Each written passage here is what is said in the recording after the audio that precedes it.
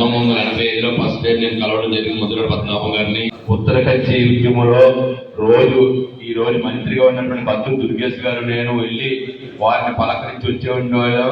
ఆ రోజు దుర్గేష్ గారు స్పీచ్ చేస్తుండేవారు, మేము సంఘీభావంతో వచ్చేవాళ్ళం.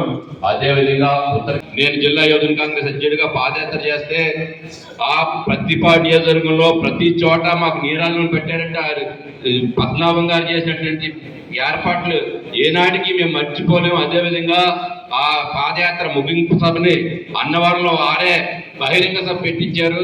ఆ సభ కూడా చాలా దిగ్విజయంగా జరిగింది. వారు చేసినటువంటి ఏర్పాట్లు కానీ వారు చూసినటువంటి ఆధారాలు కానీ ఎప్పుడు మర్చిపో.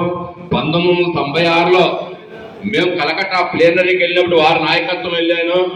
అప్పుడు నేను ఊరు పుణ్యత్వం ఇన్ఛార్జిగా ఉండేవాడిని. నేను అప్పుడు ప్లేనరీకి వెళ్ళినప్పుడు 5 రోజులు ఆయన రూమ్ లో నేనున్నాను, ఎవరిని ఆయన రూమ్ లో ఉంటాను. అప్పుడు నాకు ప్యాక్ ఆడటం కూడా సరిగ్గా రాదు. మన వాళ్ళు అందరూ ప్యాక్ ఆడమంటే నా డబ్బులు వెళ్ళిపోయి ఆయన తీసుకుని మీరు పైకి లాగండి లేపి ఆయన ఆడి మళ్ళా డబ్బులన్నీ సంపాదించి ఈ రాత్రి మీడియా టెండర్ అవ్వాలని అంటే అంత శ్వాసలు ఉంటారు, అంత చాలా సీరియస్గా ఉంటారు. పద్మనాభం గారు అనుకున్నారు చాలా మంది కాదు. చిన్నవాడితో చిన్నవాడుగా, పెద్దవాడితో పెద్దవాడుగా, ఎవరినైనా చిన్నవాడినైనా పెద్దవాడినైనా గౌరవిస్తూ ముందుకెళ్ళేటువంటి వ్యక్తి. ఆ వ్యక్తిని చాలా మంది ట్రోల్ చేస్తున్నారు, చాలా మంది బాధపడతారు. చాలా బాధాకరం అనిపించింది.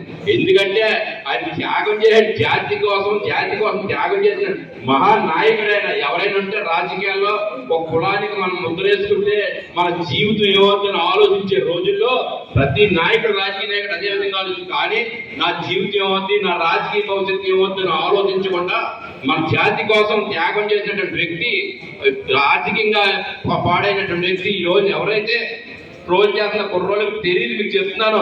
ఈ మెగా ఫ్యామిలీ గురించి ఆ రోజునటువంటి ముఖ్యమంత్రి ఎన్టీ రామారావు గారితో యుద్ధం చేసినటువంటి వ్యక్తి ముద్రగడ పద్మనాభం గారు. సోదరులారా, కుర్రవాళ్ళు కొడుకుల వయసు ఉండొచ్చు, లేకపోతే చిన్నవాళ్ళు అవ్వచ్చు, మీకు తెలియదు. బాలకృష్ణ గారి సినిమా కానీ చిరంజీవి గారి సినిమా ఒకే రోజు రిలీజ్ అయితే చిరంజీవి గారి సినిమా 100 రోజులు ఆడడానికి వీల్లేదని ఎన్టీ రామారావు గారు స్వయంగా ఫోన్ చేసి ముద్రగడ పద్మనాభం గారిని హెచ్చరిస్తే డోంట్ కేర్ నేను తీనన్నారు ఆయన. అప్పుడు ఏమైందో తెలిసినా మీకు, కరెంట్ కట్ చేశారు ఆ థియేటర్కి. ఆ థియేటర్ కట్ చేస్తే జనరేటర్ పెట్టి 100 రోజులు ఆడించి శపాస్ అనిపించాడు. అది ముద్రగడ పద్మనాభం గారి యొక్క ఛాలెంజ్. కానీ జాతి కోసం చేసి ఎవరైతే చెప్తున్నా జాతి కోసం చేయడం గొప్ప కాదు, గొప్ప అన్నారు. ఎవరు కూడా జాతిని అడ్డుపెట్టి ఎదిగినటువంటి మనుషులు జాతి కోసం త్యాగం చేసి జాతి కోసం జాతిలో ఉన్నటువంటి వ్యక్తిని అగ్రస్థాయికి వెళ్ళాలని కోరుకున్నటువంటి వ్యక్తి. ఆ రోజు మెగాస్టార్ చిరంజీవి గారు కూడా చిన్న స్థాయిలో ఉంటే ఆయన అగ్రస్థాయిలో వెళ్ళాలని కోరుకున్నారు. అదేవిధంగా చిరంజీవి గారింటికి ఉద్యమం అయిన తర్వాత, మన తుని ఉద్యమం అయిన తర్వాత మేమంతా దేశదాస్ గారు కానీ, ముద్రగడ పద్మనాభం గారు, ఆర్ఎడ్ ప్రకాష్ గారిని, మరి రామకృష్ణ గారు, మేమంతా గారు చిరంజీవి గారి ఇంటికి వెళ్తే ఆయన ఏమన్నాడు తెలుసా, మీరు ఏ నిర్ణయం తీసుకున్నా ఆ నిర్ణయానికి కట్టుబడి ఉంటాం, కానీ మేము ఎప్పుడు మీ నిర్ణయాలకు వ్యతిరేకం చెప్పమని చెప్పారు చిరంజీవి గారు. అది కూడా మీరు అందరూ తెలుసుకోవాలి. అదేవిధంగా తుని ఉద్యమం కూడా మొట్టమొదటిగా దేశాలందరూ నా ఇంటికి వచ్చారు. వస్తే నేను బాబు వద్దన్నాను. అప్పుడు పద్మనాభం గారికి నాకు ఫోన్ కలిస్తే పద్మనాభం గారు మొట్టమొదటిగా మీరే వచ్చి నన్ను కలిసి వెళ్ళండి అని చెప్తే ఉద్యమానికి మొట్టమొదటిగా నేను వచ్చి కలిసాను. ఆ తర్వాత ఉద్యమంలో కూడా 5గురు మేమంతా కలిసి జిల్లా అంతా, రాష్ట్రం అంతా తిరిగాం. తర్వాత నేను ఉద్యమం తుని మీటింగ్ అయితే దూరం ఉన్నాను, నా ఆరోగ్యం కలిసి రాక దూరం ఉన్నాను. తర్వాత అందరం కలిసి కూడా ప్రయాణం చేసాం. రాబో రోజుల్లో కూడా వారి యొక్క కీర్తి కానీ వారి ప్రతిష్ఠ కానీ దిగజారకుండా జాతి అంతా కూడా ముందుకెళ్లాలని 89లో ఈ రాష్ట్రంలో కాంగ్రెస్ పార్టీ అధికారంలోకి వచ్చిందంటే ఆ రోజు వంగవీటి మోహన్ రంగా గారు చనిపోవడం వల్ల కాపులు ఐక్యత చూపించారు. ఆ ఐక్యత 89లో కాంగ్రెస్ పార్టీ అధికారంలోకి వచ్చింది. అదే కాపులు తిరస్కరించడం వల్ల కాంగ్రెస్ పార్టీ పతనమైంది.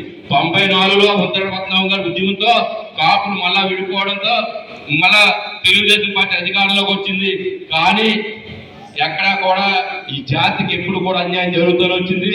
మళ్ళా ఇప్పుడు కూటమి గెలిచిందంటే ఈ కాపుల ఐక్యతలో గెలిచింది ఈ కూటమి. ఇప్పుడు ఎలక్షన్ లో కూడా ఛాలెంజ్ గా మనం చెప్పుకోవచ్చు, జాతి గర్వంగా చెప్పుకోవచ్చు.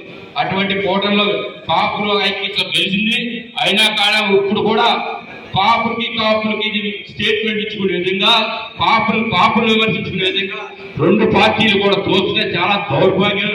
మన పెద్దలందరూ కూర్చోండి, మన జాతి ఓడి మీద మనం స్టేట్మెంట్ ఇచ్చుకోవడం కాదు, మనం ఐక్యంగా ఉన్నాం, అవసరమైతే అంతా కలిసి పోరాటం చేద్దాం వాళ్ళ మీద వెళ్ళాలని కోరుకుంటూ ముద్రగడ పద్మనాభం గారికి మనం ఘనమైన నివాళులు ఇవ్వాలి. సరిపోదు, చాలా తప్పుగా వచ్చే జన్మన్నారు తిరుమతులు గారు.